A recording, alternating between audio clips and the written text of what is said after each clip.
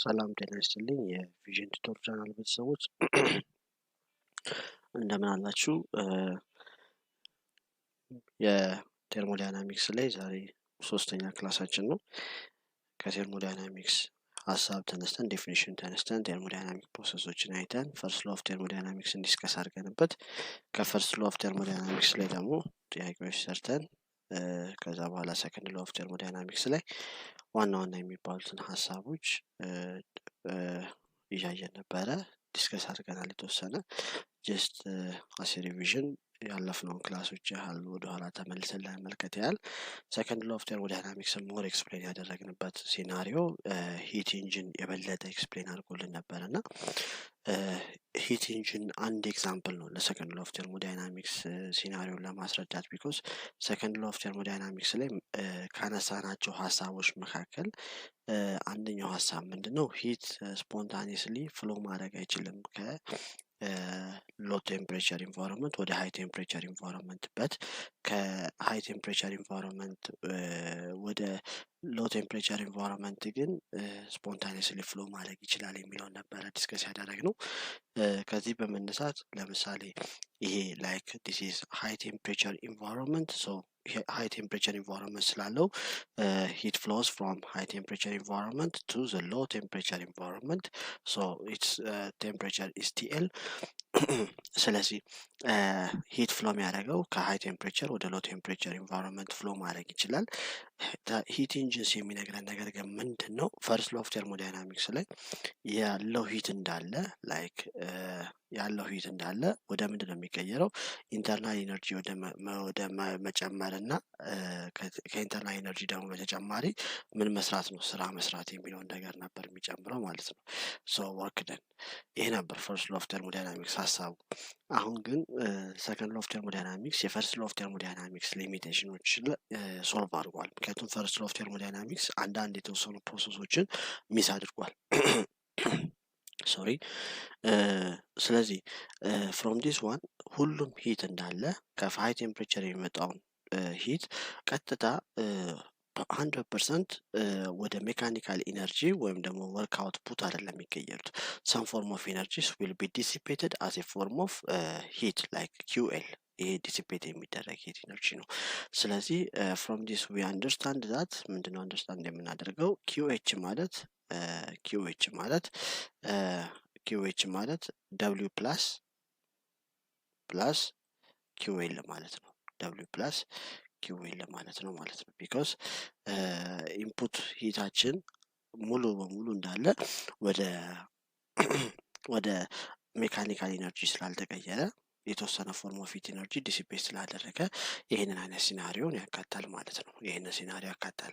ሶ ይህንን መሰረት በማድረግ we can easily understand ሂት ኢንጂንስ። ስለዚህ ሂት ኢንጂንስ ማለት ተርማል ኢነርጂን ወደ ሜካኒካል ኢነርጂ ፎርም ኦፍ የሚቀይሩ ማሽኖች ናቸው ማለት ነው። ስለዚህ ይሄ ሂት ኢንጂን ላይ በዋናነት ያነሳናቸውን ኮንሰፕቶች ለማስታወስ ያልሞክረናል። ከዛ በኋላ ሂት ኢንጂን ኢፊሽንሲውን ካልኩሌት አድርገን ነበር። ሶ when we calculate the efficiency of heat engine something like ለምሳሌ የአንድ ማሽን ኢፊሽንሲ ማለት ያወጣው አውትፑት ፓወር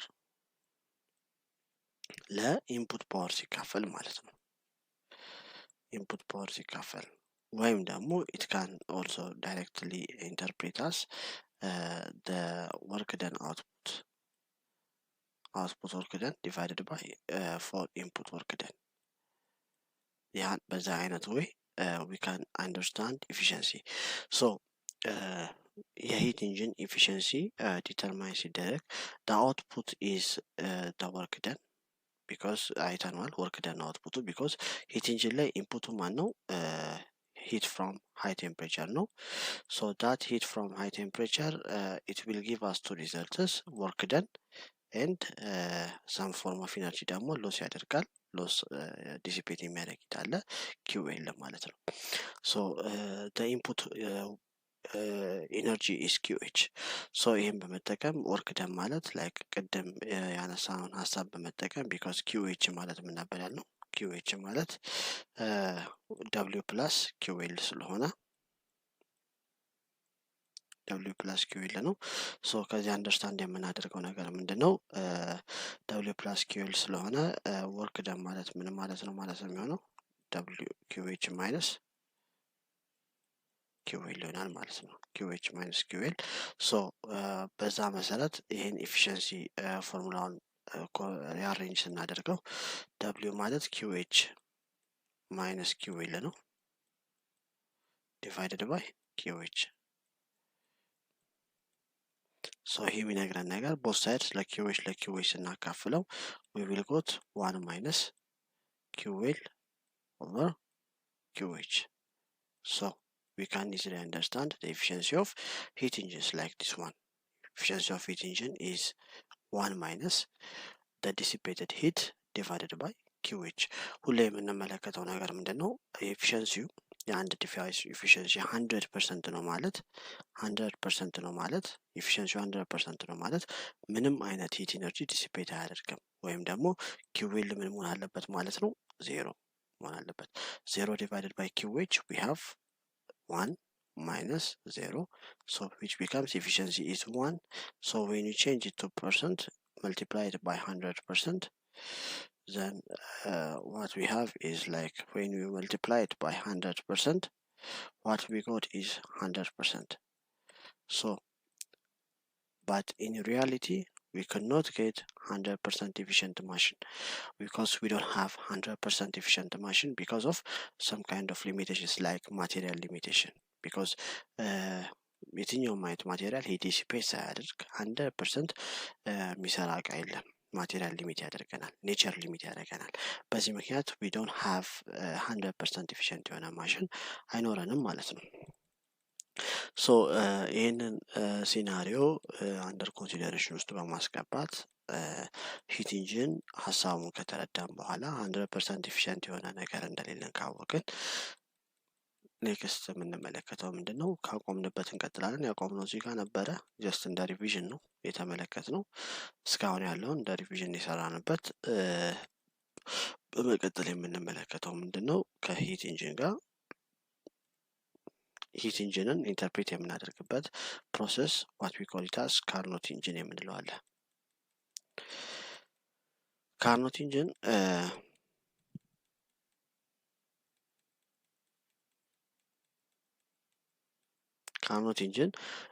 this Carnot engine was created to examine the efficiency of a heat engine.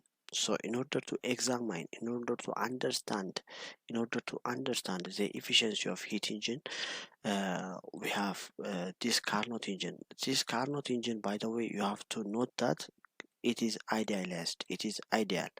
We don't have such kind of scenarios in real life. Okay, Carnot engine is ideal. So it is idealized because it ignore or neglect friction. There is no friction in terms of Carnot engine. So Carnot engine በምንመለከትበት ሰዓት ላይ it is reversible process ነው። ስለዚህ this Carnot engine reversible process ከሆነ ቤዚካሊ ካርኖት ሳይክል የምንለው ሁለት አይነት ፕሮሰሶችን በውስጡ ያከናውናል።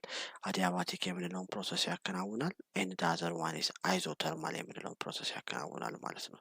አዲያባቲክ and isothermal የምንለውን ፕሮሰስ ያከናውናል ማለት ነው። So what we have is adiabatic and isothermal processes.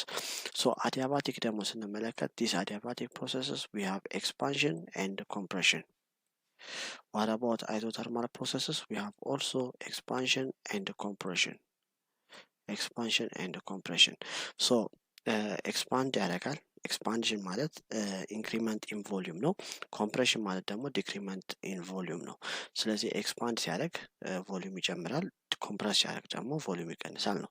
ሶ ሁለቱን አይነት ፕሮሰሶች ቤዚካሊ ከቴርሞዳይናሚክ ፕሮሰስ ከአራቱ ካርኖት ሳይክል ኮንሲስት የሚያደርጋቸው አዲያባቲክ እና አይሶተርማል ፕሮሰሶች ናቸው። አዲያባቲክ ፕሮሰሶቹን ደግሞ ኤክስፓንሽን አለ፣ ኮምፕሬሽን አለው። አይሶተርማል ፕሮሰሶችም ደግሞ ኤክስፓንሽን እና ኮምፕሬሽን አላቸው ማለት ነው። These are the four main basic processes in Carnot cycle. So let's see the example on our next slide. So when you see the examples from this slide, we can know that the Carnot cycle is like we have four processes we have actually two kind of processes, adiabatic and isothermal processes. This process is an isothermal process. This one is also an isothermal process. So this is pressure versus volume diagram. So in terms of pressure versus volume diagram, these two are isothermal processes, whereas this and this one, the two are adiabatic processes. So from this point to this point, it is reversible. Like if the process starts from A, then by isothermal process, the volume increments or the volume increases, because in this direction volume increases, whereas in this direction volume decreases. So it is expansion. This is isothermal expansion process. The other one is adiabatic process. In adiabatic process, we don't have net heat of flow. It is Q is equals to 0. In isothermal processes, we don't have internal energy increment totally. So delta U equals to 0 in isothermal process. So this is one isothermal process, because this is one temperature graph. This is another temperature graph. So this is adiabatic process.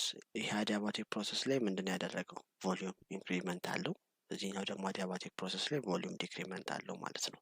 ሶ this is isothermal compression, because ወደዚህ ስለሆነ ሄደው ቮሊዩሙ ቀንሷል። ይሄ ደግሞ isothermal expansion ነው።